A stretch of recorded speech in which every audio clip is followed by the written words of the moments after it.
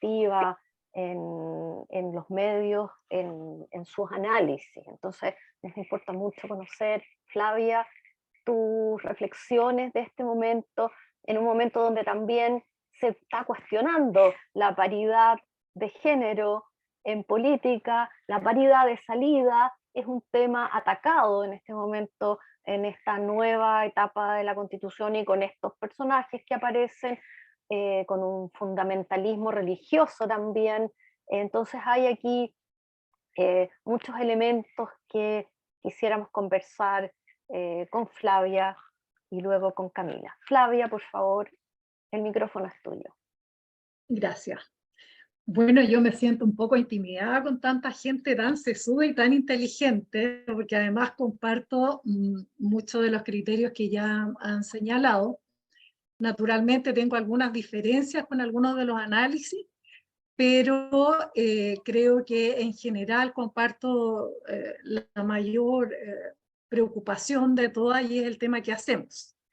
Y para responder a esta pregunta, yo creo que tenemos que responder a otra también, es que, ¿quiénes somos?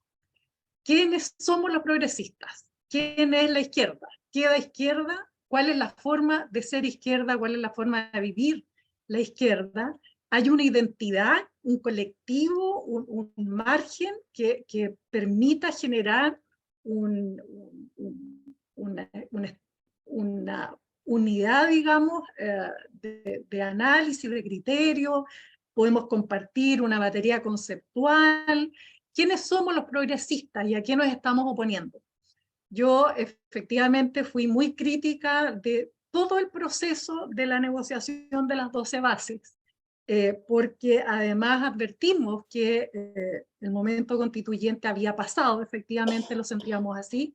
Nosotros somos un partido político que trata de efectivamente hacer carne su principio de federativo, y escuchamos naturalmente y nos reunimos regularmente con las regiones a hacer análisis, y una de las cuestiones que nos advertían era: por favor, no vayamos a elecciones porque estamos todos encerrados. Nosotros no podemos ir a defender candidaturas cuando en Calama tenemos que encerrarnos a las 3 de la tarde y en la Araucanía está lleno de gente de la ultraderecha que además va creciendo como la espuma. Entonces veíamos que habían cambiado las condiciones, fuimos muy activos en advertir, el gobierno no quiso escuchar, y en la responsabilidad que tienen también las personas que toman decisiones y los que colaboramos en estos procesos de toma de decisiones. Hay que hacer algunas pasadas de cuenta. Y yo creo que aquí una primera pasada de cuenta que yo me permito hacer, porque yo estuve en el origen también de ese compromiso, es la responsabilidad que tienen los sectores progresistas en la deriva democrática de los 30 años. Efectivamente, en los tiempos de la concertación se rompió un compromiso con el pueblo de Chile, sobre todo por fortalecer la democracia, no solo por allegar bienestar económico, sino también por consolidar este mundo compartido, recuperar un espíritu, una nación, un ethos que nos convocara a formar una sola comunidad, digamos, independiente de la diversidad que veíamos presente en ella. Y bueno, las élites, yo en esto sigo, por honestidad intelectual tengo que señalarlo, el análisis que hace, por cierto, Gabriel Salazar, cierra su práctica y se separa mucho más de lo que se entiende que una élite tiene que separarse de su representado. Y hay un momento que para mí es bien crítico también y que tiene que ver con una ruptura institucional que se produce en el momento en el que los principios liberales, digamos, de las democracias representativas impulsan esta idea de que el voto voluntario era una herramienta posible de mejoramiento democrático, obviando la trayectoria que esta institución tuvo en este país.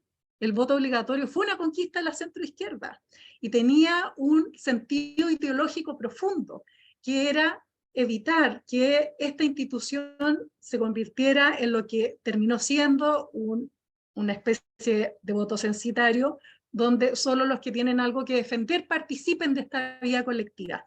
Nosotros lo interpretamos con mucha gravedad este proceso. Efectivamente, además colaboró para que las élites se separaran aún más de sus representados, porque ya no estaba la obligación de concurrir a esta entrega, a este juicio al que uno se somete en las elecciones frente al pueblo completo.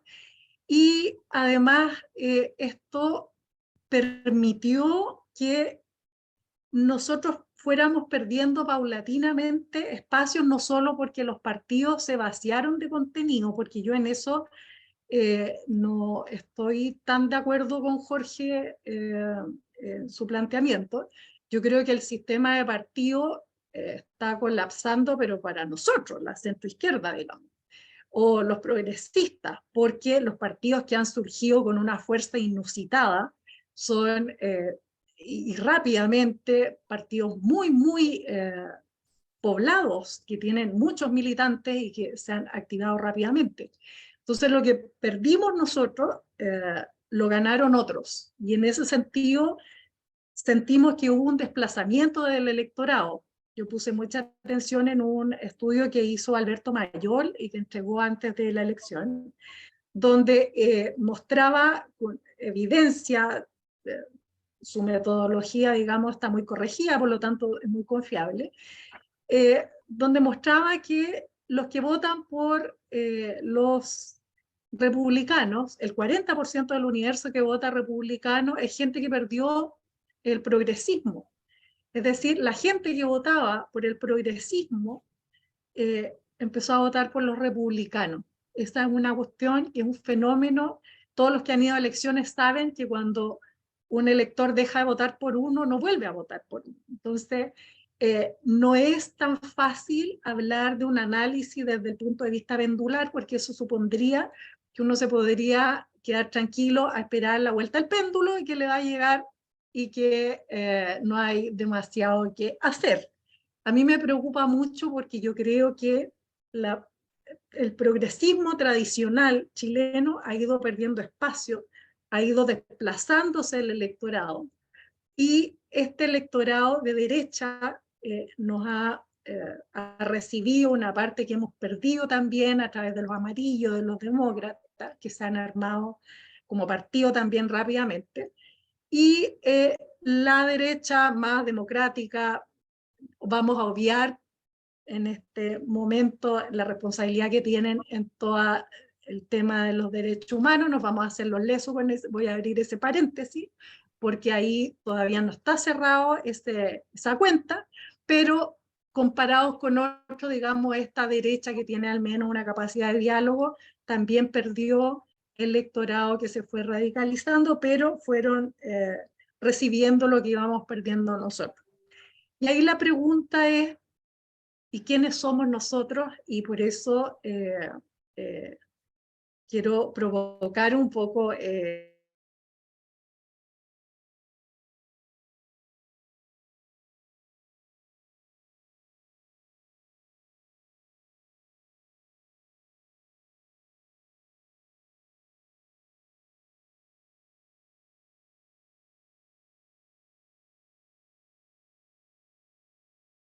Parece que Creo que las Flavia provocaciones no son bien recibidas en este Zoom. me parece que ahí retomamos. Eso, Flavia. Te perdimos ¿sí? un minutito, Perdón, Flavia. puede ser efecto de mi mala calidad de conexión, pero estaba cuestionando quiénes somos nosotros Sí, y qué capacidad teníamos de interpretar a este pueblo, y si este pueblo nuestro quiere que lo interpretemos nosotros. Porque yo estoy derechamente alarmada como además los sectores progresistas, y por eso me pregunto, ¿hay un sector progresista homogéneo? Yo dentro de nuestro propio sector, con alarma, veo gente que está tolerando cuestiones que son intolerables. Por ejemplo, está bien, el Partido Republicano está jugando con las reglas del juego, pero ahí hay francamente un germen protofascista en algunos de sus representantes que todo el mundo está ignorando y que nadie quiere enfrentar. Entonces, somos todos nosotros los progresistas una comunidad que interpreta desde el mismo batería conceptual la realidad, o perdimos esa conexión, que además yo siento que esta cuestión de las nuevas prácticas políticas, por ejemplo, han surgido un montón de partidos que existen nominalmente en las redes sociales, pero que no tienen expresión territorial. Es muy difícil hacer política en los territorios. Nosotros hemos procurado tener un partido activo en los territorios, pero es extremadamente difícil hacerlo. Y electoralmente es más fuerte o eficiente tener partidos de firma donde la política se hace por redes sociales con una capacidad de análisis paupérrimo y francamente donde nadie se hace cargo de los fenómenos sociales y políticos que tenemos que enfrentar. Yo no estoy segura si existe la posibilidad de que se articule un progresismo amplio, porque yo no estoy disponible, por ejemplo, para tolerar algunas cuestiones que están pasando en Chile y no puedo eh, eh, hacerme la lesa con esas cuestiones. Entonces, sin duda que uno tiene que allanarse, cuando uno es minoría, tiene que allanarse a las reglas de la mayoría y respetar la institucionalidad, pero por ejemplo, en este momento están pasando cuestiones tremendas en el Consejo Constitucional con el Comité de Expertos. Están poniéndole un cierre y una rigidización al sistema político de tal magnitud que va a romper otra tradición de la política chilena que tiene que ver con el pluripartidismo, las expresiones regionales y la diversidad que siempre ha tenido este país.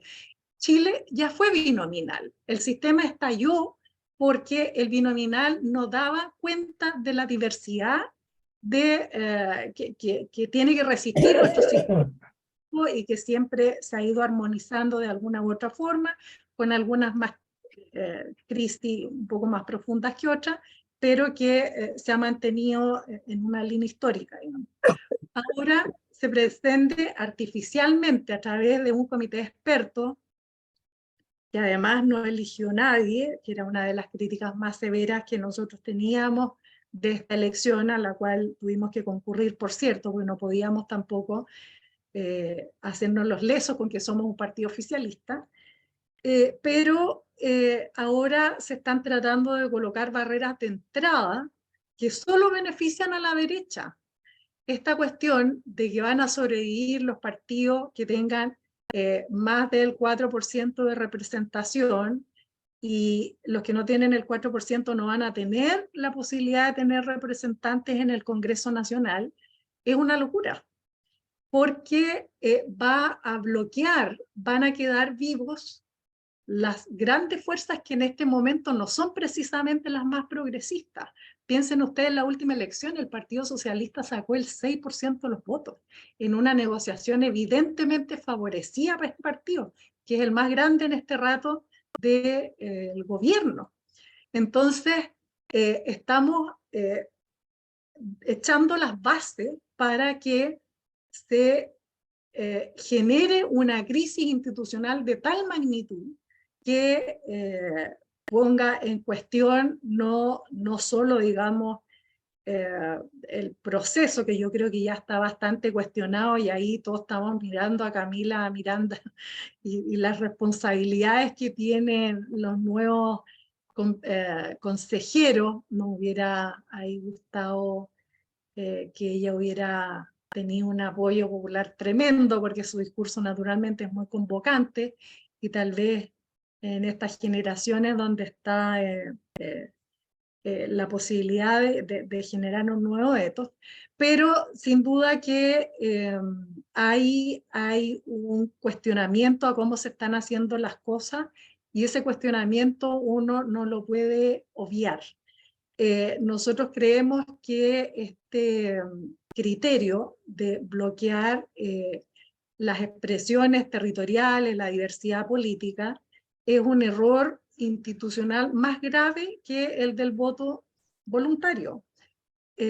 No solo por la crisis que puede introducir al sistema, sino porque además favorece solo, insisto, a las fuerzas de la derecha y de la extrema derecha y de las expresiones neofascistas que estamos viendo aparecer en el espectro político nacional. Por lo tanto, compartiendo la gran parte de los análisis, digamos, que han empezado a hacer nuestros frater presentes, nuestros compañeros, compañeras, creo que hay que hacer un análisis todavía más primario. Podemos construir un colectivo común desde el cual pararnos y accionarnos políticamente. ¿Qué posibilidades tenemos de vincularnos con los movimientos sociales? Los movimientos sociales están en una actitud de mucha resistencia con los partidos políticos tradicionales, porque además sienten que nosotros, siendo oficialistas, en un gobierno oficialista que ha traicionado, digamos, la promesa compartida de este Chile que había que modificar severamente. El tema del TPP-11 fue un costo altísimo para nosotros, altísimo. Yo creo que a nosotros como Federación Regionalista Verde nos costó mucho mantenernos firmes en el oficialismo. Nos puso en una alerta muy importante, porque en ese momento salieron por la izquierda un montón de movimientos que podrían haber estado también haciendo fuerza común con nosotros en la elección para oponerse al surgimiento de esta derecha tan radicalizada. Por lo tanto, también hay una responsabilidad en cómo hemos gestionado el poder que tenemos. Y ahí yo creo que hay que hacernos cargo también. Uno tiene que pagar el tema de la producción, por ejemplo, de los bronces integrados. Fue un golpe durísimo, durísimo para nosotros.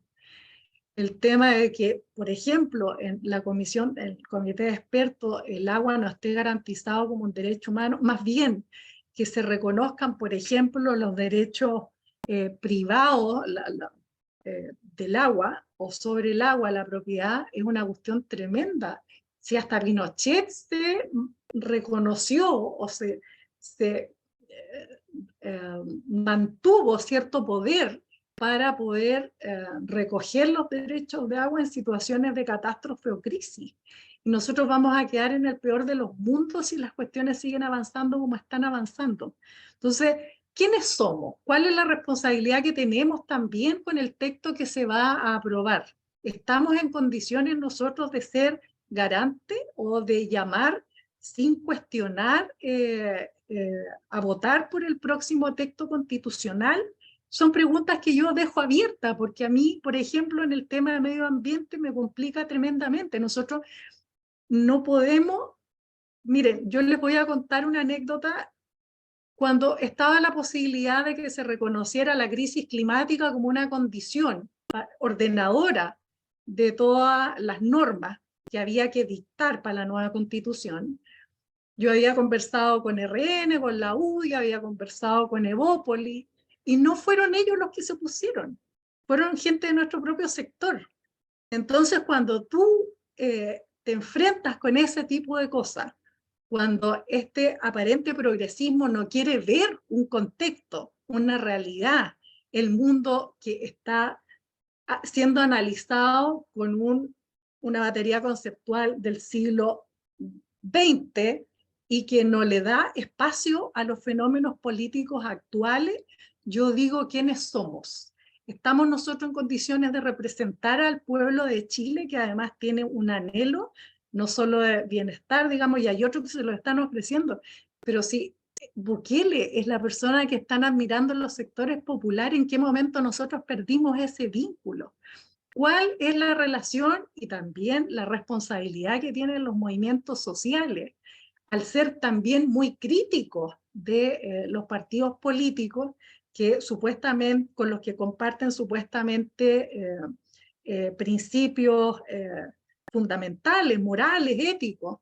En una conversación con Yayo Herrero, y con esto termino, Roxana, porque aquí podríamos abrir muchas otras, una caja de Pandora, pero ya creo que tiré demasiadas cosas encima de la mesa. En una conversación con Yayo Herrero, una conocida ecofeminista española, muy reputada, por cierto, y muy lúcida además para sus análisis, ella, una de las cuestiones de las que se hacía responsable siendo parte de los movimientos ecológicos europeos era cómo habían permitido que la derecha liquidara a los líderes progresistas que habían surgido y cómo no habían hecho el aguante también desde los movimientos sociales para aquellos que están en la institucionalidad haciendo parte de la pega y haciendo en la medida de lo posible y con las herramientas que se tienen, consiguiendo ciertos logros o colocando ciertos avances o alertas o criterios de análisis. Entonces había también una reflexión en torno a la responsabilidad que estaban teniendo los movimientos sociales y la relación con los partidos políticos progresistas, porque por cierto que a nosotros no nos alcanza la fuerza. Los partidos progresistas en este momento estamos tremendamente debilitados, no solo porque estamos siendo parte de las élites cuestionadas, sino también porque yo creo que hay una responsabilidad en el haber perdido el vínculo con el pueblo que queremos representar. Entonces yo me quedo con eso. Bueno, me salí finalmente de la presentación que tenía, pero como estábamos tan en línea con los otros panelistas, que creo que es necesario abrir estas otras preguntas también, y ojalá podamos llegar en algún momento a contestarlas en conjunto, que es mi esperanza, digamos. Así que muchas gracias, Roxana. Disculpen lo extenso